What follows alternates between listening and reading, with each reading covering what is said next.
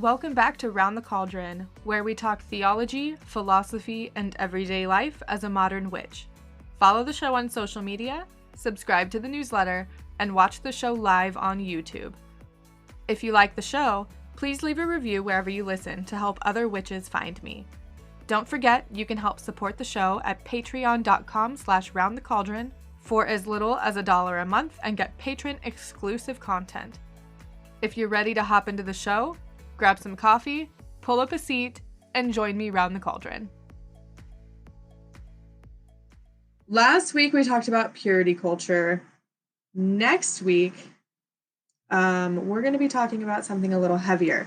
But before we jump into the topic, I want to make a couple of announcements. I've got some notes on my phone. So there's not going to be a live stream next week because here in the United States, Thanksgiving is next week. And I have a craft fair next Friday. There's just so much going on next week that I will not have a live stream. I will have a new episode. I will have a new video coming out on Wednesday next week. For podcast listeners, that video will be coming out on the 27th. Podcast schedule is still going to be the same. Those come out every Monday. And then my next announcement is that I'm still working on that giveaway for next month. So stay tuned. Keep an eye out here on YouTube and on any of the other social media platforms. All the links are in the description and in the show notes. I will be doing a giveaway next month. So it's December of 2019 if you're time traveling and listening to this at a later date. But next month, my podcast, Round the Cauldron, turns 1 year old. And I'm going to be doing like a celebration and all kinds of things. My boyfriend is actually working on the giveaway prize. He is making it for me. So that's going to be exciting. And when it's all done, I will show you. It's not ready yet. And I'm not going to tell you what it is or give you any hints because I'm just not going to. So let's get into today's episode. I wanted to do something a little different and a little more fun, I guess, since I'm going to be taking it easy next week. There are some questions going around in the pagan YouTube community. I got them from Cosmic Crow, Little Cosmic Crow, I think it was. I will link to them in the description and in the show notes too. But basically, it is a list of 15 questions for me to answer and go from there. It's sort of like a get to know your witchy person. So let's get started with it, I guess. Question number 1, got them listed all here on my phone, is does your sun sign portray you correctly? If not, do your other planetary signs? So I'm a Scorpio. I was born on November 8th. 1991. I just turned 28 years old. So yeah, I am a Scorpio. I've done my natal chart. I will leave some links in the description for you guys to look at later. Podcast listeners, those will be in the show notes. I've done an episode on like an intro to astrology where I actually went through and read my natal chart on a podcast and sort of broke it all down. Astrology is not my forte at all. I am a Scorpio sun sign, and that's as far as I go with really knowing what I am. But I did look up just for giggles. According to astrologyzodiacsigns.com, the traits of a Scorpio. I just want to read them here really quick. The element of Scorpio is water. They are associated with scarlet, red, and rust as far as colors go. Their day is Tuesday. The rulers of Scorpios are Pluto and Mars. Lucky numbers are 8, 11, 18, and 22. And the date range for being born with a sun sign of Scorpio is October 23rd to November 21st. According to this website, the strengths of Scorpios are resourcefulness, brave, passionate, stubborn, a true friend. Weaknesses are distrusting, jealous, secretive, and violent. Scorpio likes truth, facts, being right, longtime friends, teasing, and a grand passion. And Scorpio dislikes dishonesty, revealing secrets, and passive people.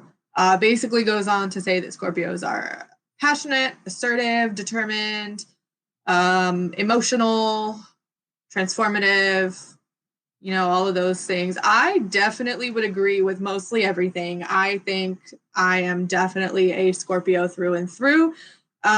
The only thing that I don't agree with right here is the weakness that says they are violent. I'm not a violent person. I'm actually a fairly passive person.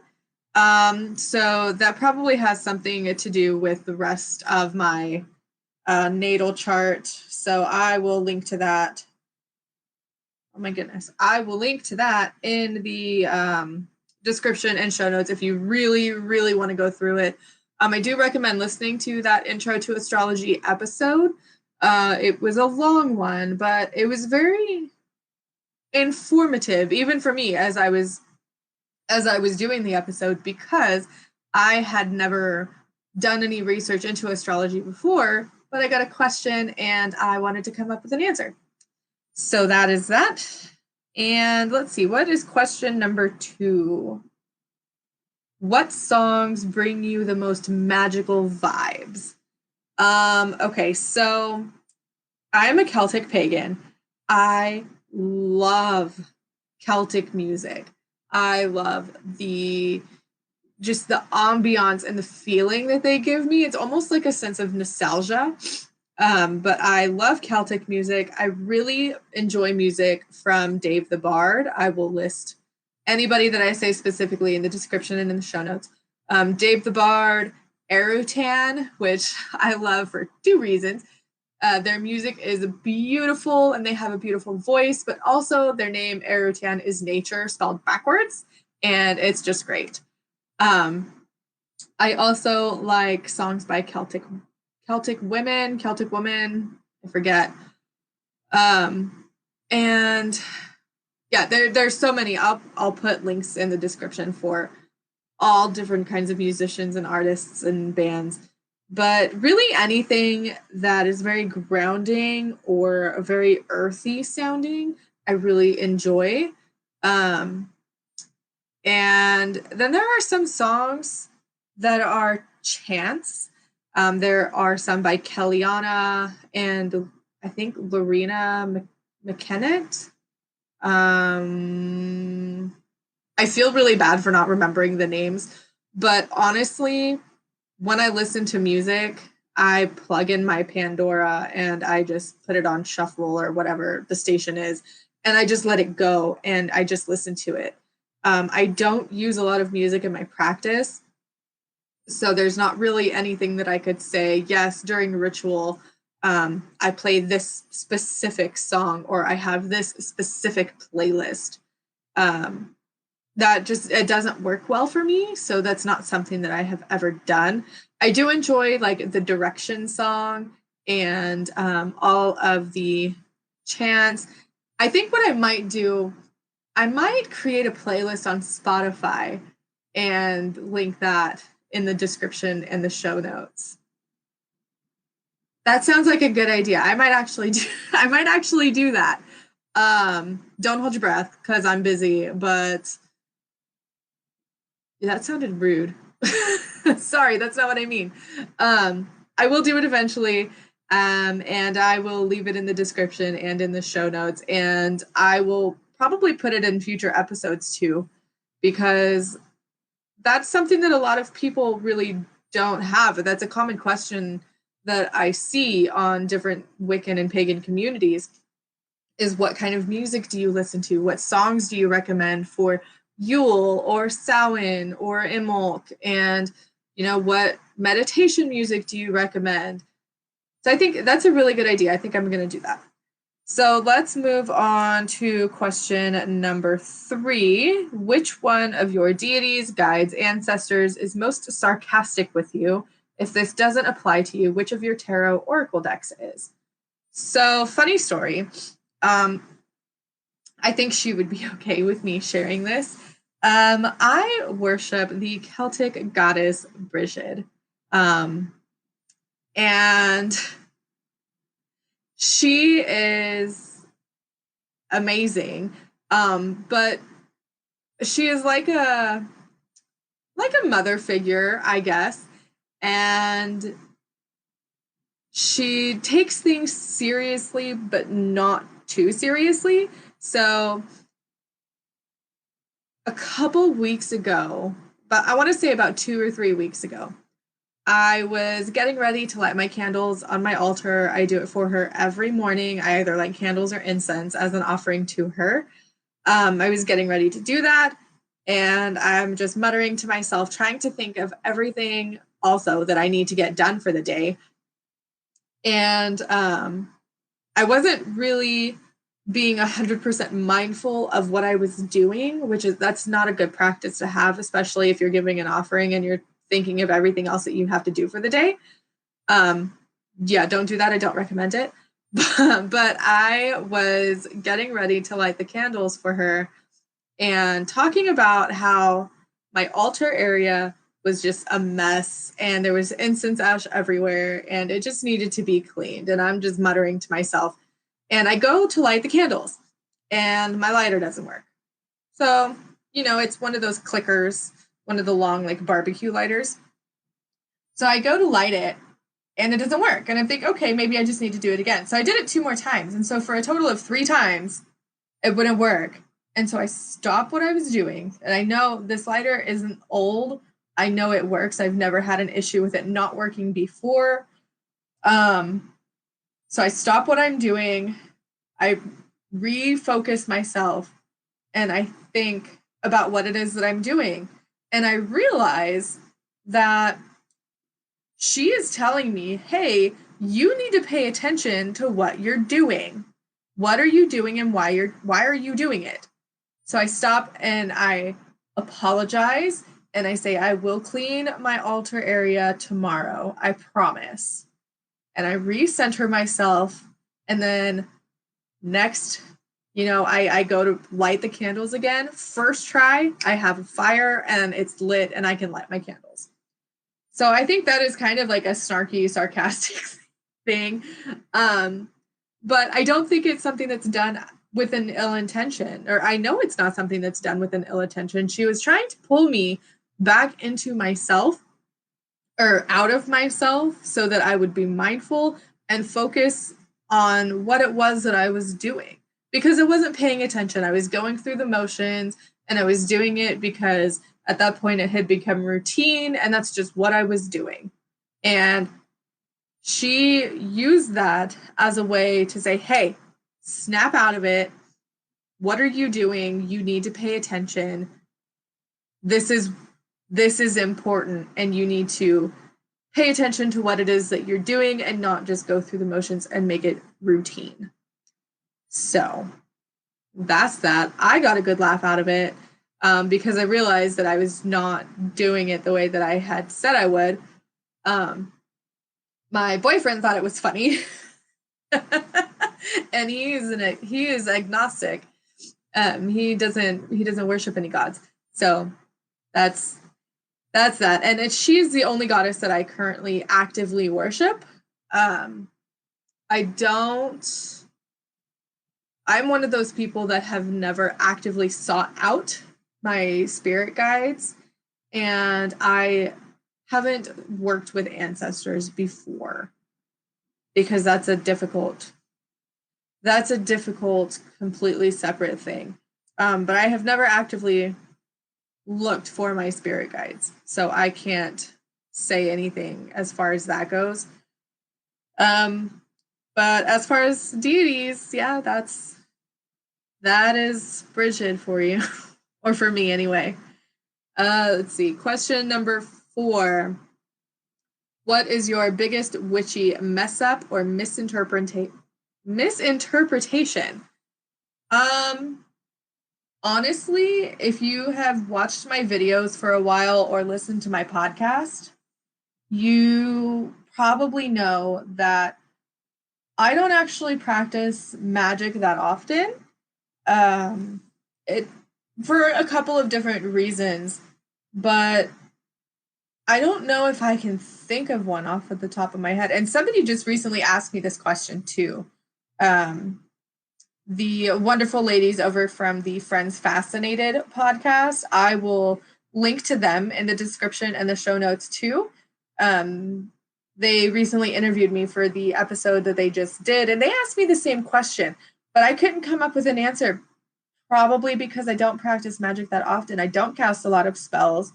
I use affirmations and chants, but nothing major. Yeah, I mean, I've never accidentally lit anything else on fire.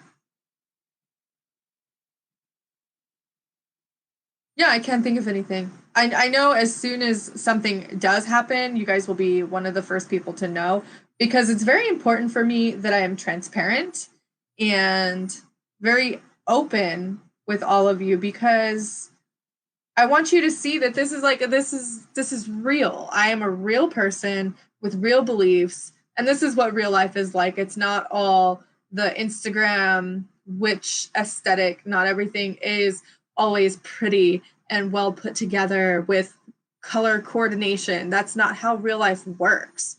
And so, yeah, when I do have a mishap or misinterpretation, or I screw up some sort of magical work, I will let you guys know. But at this point, I don't practice enough of it.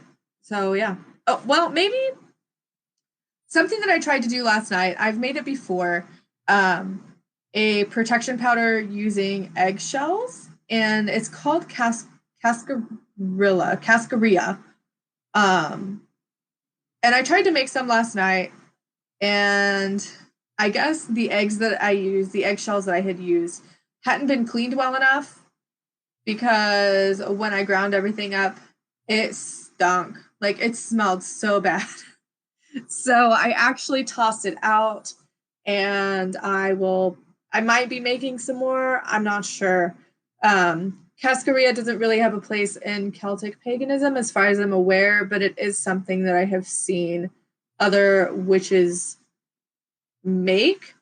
I don't know if it is something that is specific to a culture, as far as like smudging is very specific to Native Americans and Indigenous peoples. I have to find that out. So I think I need to do my research on that before I try to make it again. And so there, that's my mishap. We'll use that as my mishap. Next question says, would you write a book on your craft spirituality? Why? If you already have, what were your challenges in doing so? Okay, so let me fix this because this is bothering me. Better. Okay, so would you write a book on your spirituality? Why? And if so, what are the challenges? I'm actually in the process of writing 2 books. The first one, I wanted to create a sort of Wicca workbook, because when I first started practicing Wicca and even just researching Wicca, there weren't a lot of resources out there that were readily available that actually had you do the work and look into and do research on your own. A lot of it is like just a regurgitation of basic information that you can find pretty much anywhere. And a lot of books on Wicca don't cite their sources for any of the information that they pass off as fact. And that is a big problem for me. Scorpio, but I'm working on that. I've been working on that for a while. I'm also working on another one as a like tarot guidebook. So if you are subscribed to my YouTube channel and you've seen my other series that I'm doing, videos come out every Friday, Talk Tarot with me. I am going through each card and really giving just a basic rundown of what the card means, the symbols involved, and keywords for the upright and reverse positions, just to sort of, help people out. I know there's a ton of information out there on tarot cards and their meanings, but depending on how you read tarot, it's all subjective to the person that's doing the reading of the cards. So those are the two that I'm working on. And I'd say my biggest challenges are finding the time to actually write. I know here lately, I have felt like I haven't had the time to write because I have so much going on. We're getting into the holiday season. I quit my job that gave us more financial security so I could pursue the things that I am happy about and the things that I enjoy doing, like this podcast and crafting and doing freelance work. But that involves me making my own schedule, and that's honestly something I've never really had to do before. Okay, so I did have to do it once when I was in college. I worked for this company as an independent contractor, essentially, and I had to go and show product at people's houses and take orders and do things like that. So I basically made my own schedule, but it was nothing this intense. Or this complex, I guess you could say, because I have several different things that I have to do on a weekly basis, and I really have to come up with my own schedule. And I'm still trying to figure out how to find the right balance. So that has been the biggest struggle for me in continuing to write these books and the workbooks and come up with the exercises and the practices in each chapter. And yeah, it's difficult. And even right now it's November, I'm trying to do NaNoWriMo, National Novel Writing Month, because I'm also working on a fiction novel. But I am not consistent in my writing because there's so many other things that I am doing regularly. And that's really something going into the new year that I want to set a goal for myself for. If you listened last year for my revisiting 2018 episode, you'll know that I don't really like doing resolutions. But I'll talk more about goals and stuff for the new year as we get there. I mean, it's November. It's too soon for my brain to even think about my goals for the year 2020. But those are the biggest challenges that I've had in writing my books. So the next question says, if someone wanted to summon you to their circle, what 5 items would they need? Coffee. Yarn, because I crochet.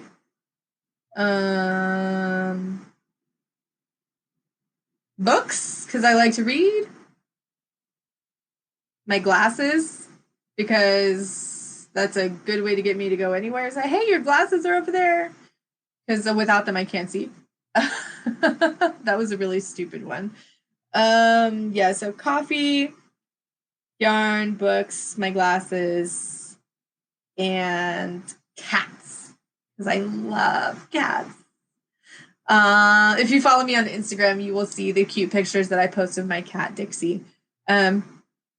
If I could, honestly, I would have coffee in all 5 of those spots, but I want it to be interesting.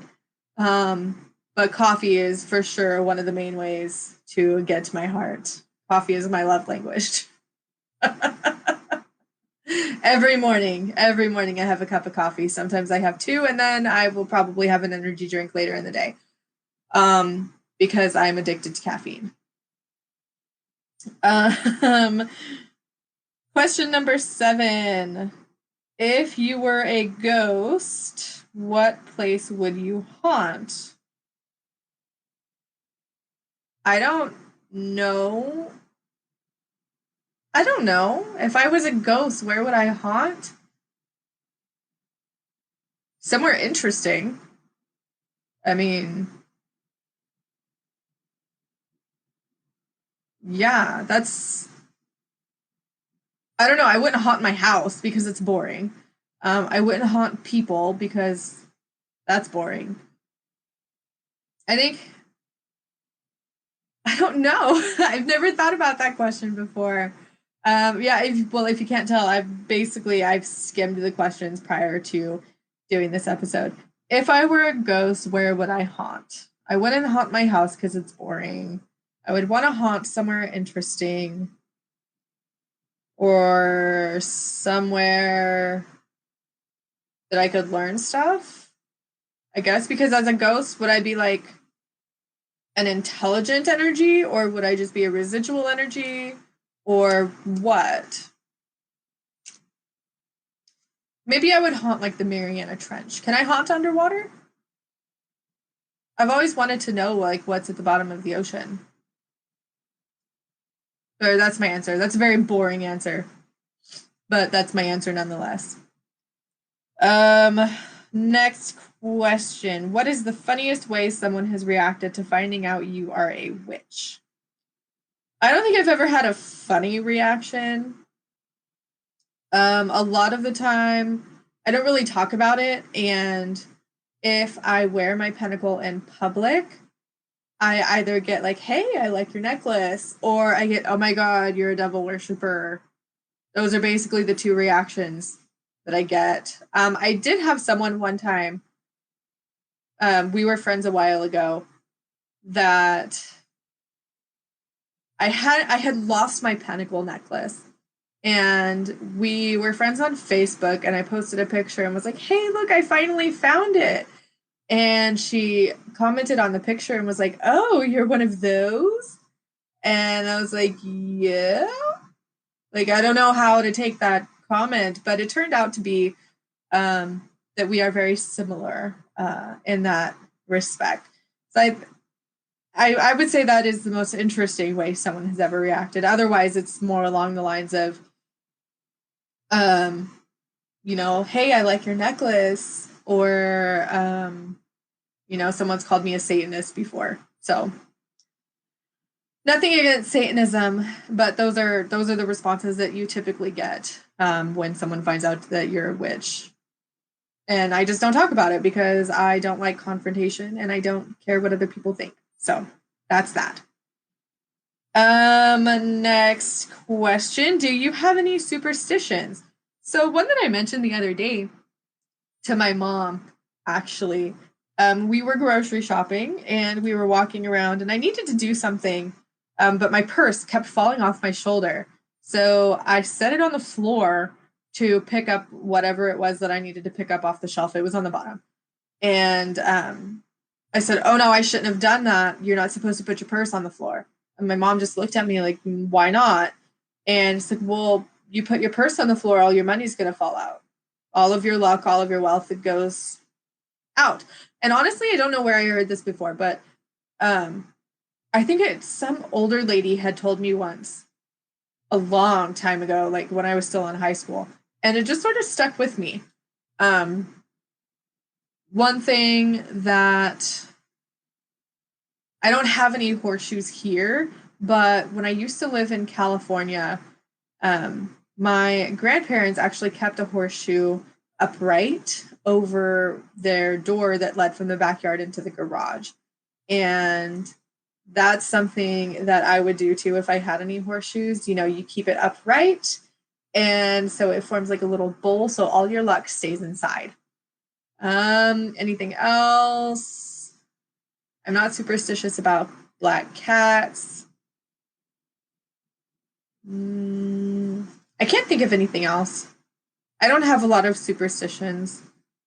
I know that I have ways of doing things, like when I'm stirring food or stirring anything that is being stirred with intent, I stir clockwise. Like a lot of witches, you stir clockwise to bring things to you or for some positive effect. And then you stir counterclockwise to banish things or make things go away or for some negative effect. I don't think that is a superstition. I think that's just part of my beliefs, but who knows? So the next question is If you could possess any fantasy magic, what would your power be? I have always wanted to fly. I've always wanted to fly. So I can even remember back when I was first learning how to do astral projection and lucid dreaming. One of the ways when I was in that state that I would test is to see if I could fly. And I would jump in my dreams, in my astral travels, into my lucid dreaming. I would jump and I would fly, and I would just be so happy that I could fly. And I think it probably just comes down to convenience. Like, I don't have to get in a car, I don't have to deal with traffic. I would be able to see everything, and I don't know, I've always wanted to fly, but the downside to that is I'm afraid of heights. So I don't know how that would work. If I had to pick another one, I would probably pick being able to breathe underwater and survive the pressure, because mermaids have always been an interest for me. And the ocean is the one part of our world that is the least explored, because it's so hard. It's deep, and there's no oxygen for you to breathe down there, and there's so much pressure the further down that you go that you just can't survive. So it's just an unknown thing that is just so interesting, and I want to know all I can about it. So those would be my two choices. I know it said pick one, but I picked two: flying or breathing underwater. The next question: what is something random on your altar? Something random on my altar.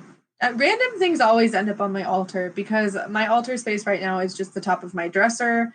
And when my boyfriend comes home from work, sometimes he sets his wallet there. My daughter will sometimes set things on top of it. So at any given point in time, there is always something random on my altar. I think right now a random thing that I'm keeping on my altar, it doesn't really serve a purpose, but I don't feel like I can take it off, is this decorative glass bowl that I have. And it's got some painted rocks in it. It's got my pendulums in it. It also has like a bobby pin and a key and some coins. Like, it's got a bunch of random shiny things in it. And it didn't start off that way. It started off as a bowl to hold my crystals and my pendulums. But now it's just become this random collection of shiny things. And I don't know why, but it's going to stay that way because I don't feel the need to take it off. I feel like if I were to take it off of my altar, that would be bad. I don't know why. Couldn't tell you why, but I'm going with my gut. And I'm going to say that random bowl of shiny things is staying on my altar. Let's see. So question number 12. If one of the YouTubers you watched was a genie and they could grant you 3 wishes within their power, who would it be and what wishes? I can think of a couple, but the first one that comes to my mind is they're not a pagan YouTuber. They're not even a witchy YouTuber. It's actually Dr. Mike. I'll leave a link to their channel in the description below. Dr. Mike is obviously a doctor. He is a doctor in New York. He's a family practice doctor, but he has a YouTube channel that he goes in, he talks about different medical subjects. He answers different questions that he can. And he's really a very down-to-earth, personable doctor. And I would wish, number 1, for a cure or sustainable treatment for Sjogren's syndrome. Why? Because my mom was diagnosed with Sjogren's syndrome in August after several years of trying to figure out what it was that's been causing all of her issues. And currently there is no cure, and there are treatments available, but it's hit or miss on whether or not they'll work for the symptoms, because it's not something that you're going to treat the syndrome, you just treat the symptoms. There's no cure. It's an autoimmune disorder. So wish number 1 would be for a cure for Sjogren's syndrome. Wish number 2 would be to end the stigma surrounding mental illness and mental health, and to allow for, I lost my train of thought. So end the stigma surrounding mental health and mental illness, and it's gone. I lost my train of thought. Be able to help the people that need help. Because I have major depressive disorder, generalized anxiety disorder, PTSD, and mild OCD. I've never felt a stigma for getting help because some of these mental illnesses are something that also run in my family, and I have seen family members deal with, and we've always been very open about our struggles. So I have a good support system, but not everyone does. And when I had my daughter, I was actually diagnosed with a severe form of postpartum depression. It wasn't as far as postpartum psychosis, because that's something completely different. But I had postpartum depression, and I was very, very open about my struggles and my experiences with postpartum depression to my family and my friends. And one of my friends actually ended up getting pregnant several months after I had my daughter. And she would ask me questions, and I would be honest with her. And she actually told me after her son was born that the reason she was able to recognize the symptoms in herself and get herself the help that she needed is because I was so open with my story and my experiences. And she said that me being open like that about those experiences helped her in a way that was just tremendous. And I love her so much. And if she's watching, hi, I love you. You know who you are. I'm not going to say names because that's just not something that I do. So that was 2 wishes. So I have a third wish. What would my third wish be? I don't know. My third wish, just to be a healthy person, I guess. Can I wish for that? It did say that you can't wish for any more wishes. So, I don't have any more wishes, but those are the sort of things that Dr. Mike would be able to grant for me if Dr. Mike was a genie. A cure for Sjogren's, to end the stigma surrounding mental health and mental illness, and to help me be a healthier person. I'm sorry, those have absolutely nothing to do with paganism and witchcraft, but I'm happy with where I am on my path and my journey right now. So I had to go with something else. If anything, hopefully you learned a little bit about Sjogren's syndrome and my experience with postpartum depression. Number 13, if you could instantly become an expert in any part of your craft or spirituality, what would it be? I would love to become an expert in herbs. Like, oh my goodness, there's so many things that you can do with different herbs and spices and flowers. And I've tried to sit down and learn and read. But honestly, my capacity for retaining information has really dwindled down the older that I've gotten.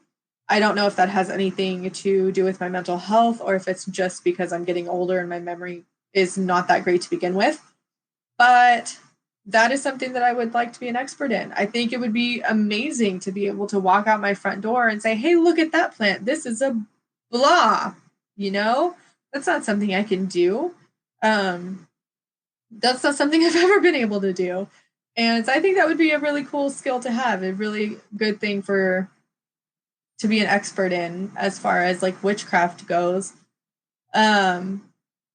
On the flip side of that, something else that I would like to be an expert in is the history and mythology and theology of the ancient Celtic people. It would be really cool if I could just snap my fingers and instantly know for sure everything that the ancient Celtic people did to worship their gods or their deities or the land spirits, to know the history, but I can't. But I would like to.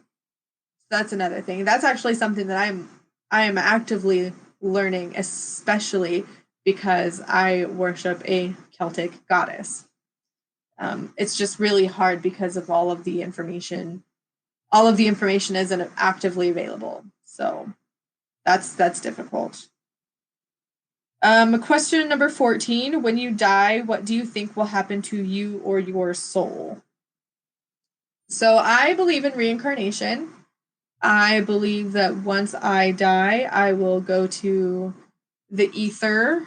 And then from there, I will decide what the next step is for my soul on my soul's journey through all of the lessons that it needs to learn to attain spiritual enlightenment. It's not something that I've really thought a lot about.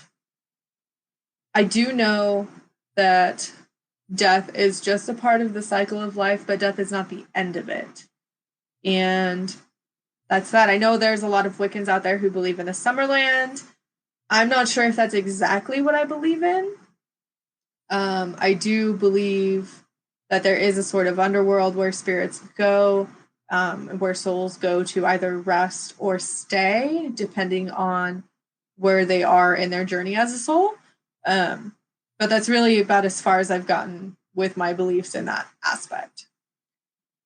So last question is, where do you see yourself spiritually in the next 5 years? So I don't know. In the next 5 years, I see myself growing my website, growing my online presence to really help more people. I know it says, where do you see yourself, like your spirituality in the next 5 years? But doing this is a part of my spirituality because I have taken on the role myself as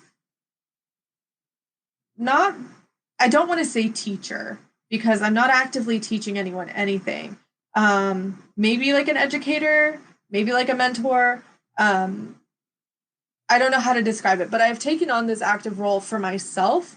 So doing what I do is part of my spirituality, and it is part of my worship actually to Lady Bridget in a completely separate form. It didn't start out this way. I started doing what I'm doing because of a lot of misinformation that's out there.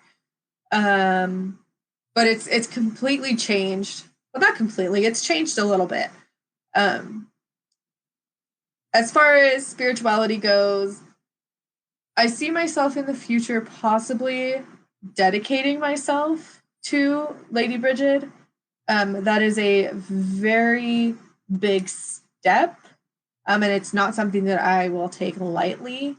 I see myself growing my tarot practice and just growing spiritually as a person and being more in tune with the world around me, being more in tune with the gods and goddesses of the Celtic pantheon, and just thriving as a spiritual being. That is what I wish for myself in the next 5 years of my spirituality. So yeah, that was all 15 questions, and I am at almost 45 minutes as far as video goes. I didn't think this was going to be that long. Hopefully you enjoyed it. Hopefully it's not something that's super duper boring for you. But next week, I will be back with a topic that surrounds Native Americans, indigenous cultures, and why we should not be whitewashing our history. And it's fitting that this is coming around the time of Thanksgiving, and I did that on purpose. So until next time, everyone, make sure that you're following me on all of my social medias, Facebook and Instagram at Round the Cauldron, Twitter at Round the Cauldron without the D, if you enjoy the show and you like what I do and you want to help support the show, you can do that for as little as $1 a month at patreon.com/roundthecauldron. You get patron-only content, exclusive podcast episodes, videos before they go live. Depending on what tier you're in, you get sneak peeks of books that I'm writing, guided meditations, crochet patterns, all kinds of awesomeness, just for helping to support what I'm doing here at Round the Cauldron. So until next time, everyone, bye for now.